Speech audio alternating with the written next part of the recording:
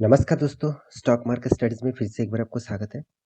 तो आज मैं बात करूँगा ऑब्वियसली एक बैंकिंग के बारे में। तो बैंकिंग इंडस्ट्रीज़ में 2 टाइप के बैंक होते हैं, एक देखा जाए तो प्राइवेट बैंक और दूसरा है पीएसयू बैंक। तो पीएसयू मतलब पब्लिक सर्विसेज जो बैंक है, उनमें से इंडिया का थर्ड लार्जेस्ट मार्केट कैपिटलाइजेशन के हिसाब से थर्ड लार्जेस्ट कंपनी है कनारा बैंक। तो कनारा बैंक जो है इसके ऊपर बात करूंगा क्योंकि बैंकिंग के ऊपर एक फ्रॉड के आरोप लगाया गया है। देखिए बैंकिंग के ऊपर कोई फ्रॉड नहीं है। बैंक बैंक से जो जो कंपनी लोन लिया था उसके ऊपर यहाँ पे इनकम टैक्स डिपार्टमेंट मतलब सीबीआई ने यहाँ पे इसके ऊपर सॉरी इनकम टैक्स डिपार्टमेंट नहीं सीबीआई ने इसके ऊपर रेड किया और यहाँ पे बहुत बड़ा इस बैंकिंग के ऊपर एक फ्रॉड हो चुके हैं। तो इसी के बारे में बात करूंगा। तो इस फ्रॉड के लिए क्या बैंकिंग के ऊपर कुछ नेगेटिव इफेक्ट आएगा? क्या इस फ्रॉड सच्चाई में हुआ है कि नहीं हुआ है? इसके बारे में सारी जानकारी आपको देने वाला हूँ। तो वीडियो को पूरा देखते जाइए और अभी तक आपने इस चैनल को सब्सक्राइब नहीं किया तो ज़रूर सब्सक्राइब कर लीजिए क्योंकि आपको डेली बेसिस तो वीडियो को चलो शुरू करते हैं। तो इसमें कंपनी के बारे में पूरा जानकारी भी देने वाला हूँ और साथ ही साथ कंपनी के ऊपर जो आरोप कंपनी के ऊपर कुछ आरोप नहीं है, कंपनी के ऊपर जो फ्रॉड किया है उसके ऊपर बात करूँगा। तो सबसे पहले मैं आज के दिन का चार्ट पैटर्न के ऊपर चला जाता हूँ। देखिए कनारा बैंक जो है वो टोटली देखा जाए बैंकिंग कंपनी है और वो भी पीएसयू बैंक है। तो आप सबसे पहले मैं बता चुका हूँ पीएसयू मतलब पब्लिक सर्विसेज बैंक है। तो एक गवर्नमेंट बैंक भी आप बोल सकते हैं क्योंकि इसका हिस्सेदारी ज़्यादातर गवर्नमेंट के पास ही रहेंगे क्योंकि आपको इसका ओनरशिप देख लीजिए। It is under the ownership of minister of finance government of India. मतलब इसका हिस्सेदारी ज़्यादातर गवर्नमेंट के पास ही है। और एक चीज़ एसबीआई जिस तरीके से बैंक है मतलब पीएसयू बैंक है same to same Canara bank भी एक पीएसयू बैंक है। बहुत सारे दोस्तों को नहीं पता जो स्टॉक मार्केट में नए आए हैं उसको बोला गया है कि एक गवर्नमेंट बैंक है। तो किस तरीके से गवर्नमेंट बैंक है उसके हिस्सेदारी गवर्नमेंट के पास कितना है वो भी आपको जानना चाहिए। तो चलो पहले मैं न्यूज़ के ऊपर चला जाता हूँ तो उसके बाद एक एक करके डिटेल्स क्लियर कर दूंगा। तो यहाँ पे देखिए मैं एक दिग्गज वेबसाइट फाइनेंशियल एक्सप्रेस इसके ऊपर आ चुका हूँ। फाइनेंशियल एक्सप्रेस के ऊपर देखिए इस साइट से पूरा डिटेल्स आपको दिखाऊंगा। तो यहाँ पे देखिए सीबीआई ने क्या किया। सीबीआई फाइल्स एफआईआर मतलब सीबीआई ने एफआईआर फाइल किया है in rupees 163 crore bank fraud case. Obviously देखिए बैंक के जो फ्रॉडिंग का जो केस होते हैं वो हमेशा सीबीआई ही फाइल करते हैं और उसके ऊपर जांच किया जाता है कि एक्चुअली बैंक कितना फ्रॉड हुआ है, कितना दिनों से हुआ है, किस तरीके से हुआ है, इस तरीके से कुछ डेटा कलेक्ट किया जाता है। तो देखिए यहाँ पे बैंक जो फ्रॉड किया है एक्चुअली देखा जाए तो यहाँ पे देखिए इट हैड यहाँ पे आप देख सकते हैं it had available credit facilities और over the rupees 1344 crore from a यहाँ पे देखिए कंज्यूमरिंग एट मोर बैंक्स मतलब सिर्फ कनाडा बैंक नहीं और भी बहुत सारे बैंक्स हैं। टोटल 1344 करोड़ का टोटल फ्रॉड हो चुके हैं। तो सीबीआई ने जांच करने के बाद यही पब्लिश किया। तो जिनमें 163 करोड़ जो है वो कनारा बैंक का था। तो आप खुद ही देख लीजिए। The CBI has filed A FIR against यहाँ पे देखिए सेथा लिमिटेड जो है इसके ऊपर केस किया गया है एंड ईट चेयरमैन उसका जो चेयरमैन है यहाँ पे देखिए उसका नाम है के सुबराज एंड मैनेजिंग डायरेक्टर इन इनके यहाँ पे देखिए पृथ्वीराज। तो इस कंपनी के ऊपर टोटली फॉर यहाँ पे देखिए जो एलिजिबिलिटी जो चैटिंग हुआ है कनाडा बैंक के ऊपर उसके ऊपर टोटल जो टर्नओवर है 163 करोड़ का टोटल यहाँ पे फ्रॉडिंग का लोन जो लिया था वो डिफ़ॉल्ट कर दिया गया।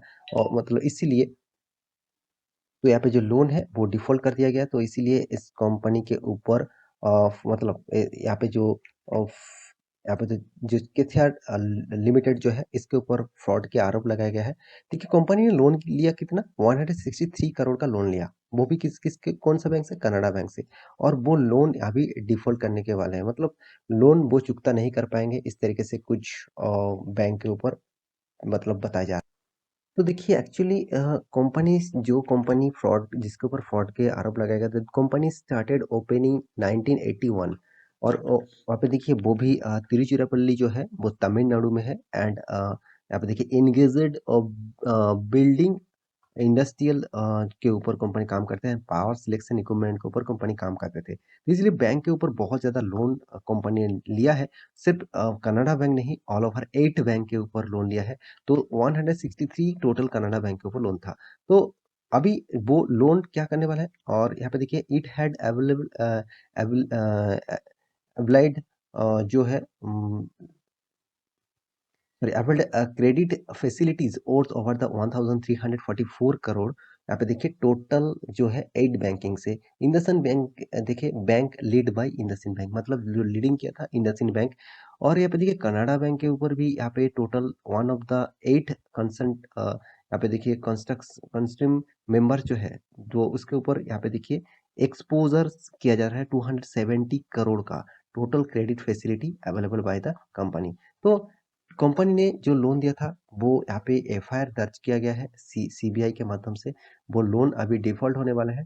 तो देखिए इसके लिए आज के दिन मार्केट में तेजी क्यों है, इस स्टॉक के ऊपर तेजी क्यों है? देखिए अगर सीबीआई के ऊपर मतलब यहाँ पे एफआईआर कोई भी कंपनी के ऊपर मतलब दिया जाता है, कोई भी कंपनी के ऊपर सीबीआई अगर सारे के सारे फॉर्मेलिटीज करते हैं, तो उस जो लोन है वो लोन का एक परसेंटेज ऑब्वियसली कंपनी के ऊपर सारे के सारे इंडस्ट्रीज बेचकर भी उस लोन को चुकता करना पड़ेगा। मतलब जितना ज़्यादा पैसा है वही ठीक है। तो इसीलिए बैंक के लिए एक पॉजिटिविटी रहेगा क्योंकि देखिए बहुत दिनों तक लोन नहीं चुकता कर पाए तो बैंक के लिए प्रेशर था। क्योंकि देखिए मान के चलिए आप लोन देते हैं, अगर लोन आप 1 लाख रुपया लोन दिया, मान मान के चलता हूँ मैं 1 लाख रुपया किसी को लोन दिया और वो लोन अगर आके बोलते हैं मेरे पूरा का पूरा पैसा डूब गया और मैं लोन आपको चुकता नहीं कर पाऊंगा, तो आप मतलब जो पुलिस स्टेशन है उस पे जाकर आप कंप्लेंट करेंगे तो पुलिस में एफआईआर दर्ज होगा। तो उसके बाद क्या होगा, कंपनी के जो एसेट्स है उसको बेच कर भी आपको लोन मतलब आपका जो कर्जा था वो मिटाना पड़ेगा। मान के चलिए वो 50,000 तक आपको मतलब कर्जा चुका पाएंगे। तो कुछ तो पैसा आया। तो इसीलिए आज के दिन स्टॉक के ऊपर एक अच्छा तेजी देखने को मिला। उसके पीछे जो रीजन था वो रीजन अभी मैं आपको बता चुका हूँ। तो क्या फिलहाल के लिए इस कंपनी के ऊपर निवेश करना चाहिए? देखिए मैं सिर्फ मैक्सिमम चार्ट पैटर्न सबसे पहले आपको दिखा देता हूँ। देखिए मुझे इस कंपनी में कुछ इंटरेस्ट नहीं है क्योंकि मैं सबसे पहले बता दूं गवर्नमेंट कंपनी है। इंडिया का थर्ड लार्जेस्ट पीएसयू बैंक भी है। जितने सारे पीएसयू बैंक है उनमें देखा जाए इंडिया का थर्ड लार्जेस्ट पीएसयू बैंक है। तो फिर भी इस कंपनी के ऊपर उतना ज़्यादा मेरे भरोसा नहीं है क्योंकि देखिए कंपनी पीएसयू बैंक होने के नाते भी कंपनी का जो परफॉर्मेंस है उसके बारे में बात करूँ तो ओवरऑल देखेंगे तो 40,000 करोड़ का टोटल मार्केट कैपिटलाइजेशन है।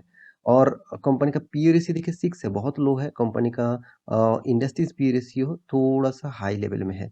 और कंपनी का देखिए return of equity return of capital employed बहुत लो लेवल में देखने को मिला। हाँ, कंपनी इनकम कर रहा है। साल भर में कंपनी 2,800 करोड़ का इनकम भी किया। कंपनी का हाथ में 58,000 करोड़ का कैश भी है। कंपनी का अर्निंग पर शेयर 31 रुपीज है।